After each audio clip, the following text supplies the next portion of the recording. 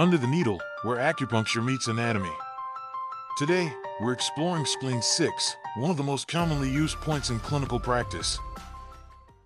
Spleen 6, or Sanyinjiao, is located approximately 3 cm superior to the tip of the medial malleolus, just posterior to the medial border of the tibia. Palpation typically reveals a small depression between the posterior tibial border and the musculature of the deep posterior compartment of the leg. This region lies along the medial aspect of the lower leg and serves as an important anatomical transition zone where several tendons, nerves, and vascular structures travel toward the foot. Because of this convergence of structures, spleen 6 has long been considered an influential point in both classical acupuncture theory and modern clinical practice. Beneath spleen 6 lies the deep posterior compartment of the leg. This compartment contains several important structures including the Tibialis posterior and flexor digitorum longus muscles, which play key roles in foot stabilization and arch support.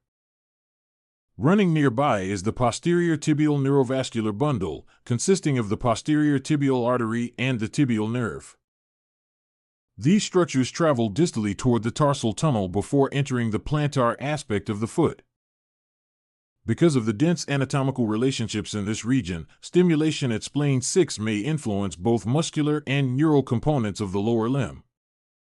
Clinically, spleen 6 is frequently used in conditions involving the medial lower leg, ankle, and foot. Dysfunction of the tibialis posterior tendon can contribute to collapse of the medial arch and altered lower limb mechanics.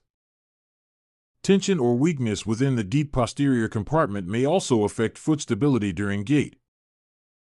Because the tibial nerve and vascular structures pass through this region, stimulation at spleen 6 may also influence neural signaling and circulation in the distal lower limb. These anatomical relationships help explain why this point is commonly used in a wide range of lower limb disorders. In traditional Chinese medicine, spleen 6 is known as the meeting point of the spleen, liver, and kidney channels. Because of this convergence, it is traditionally used to influence a wide range of systemic conditions including digestive and reproductive disorders. From a modern anatomical perspective, this region lies adjacent to important muscular and neurovascular structures that influence lower limb stability and circulation.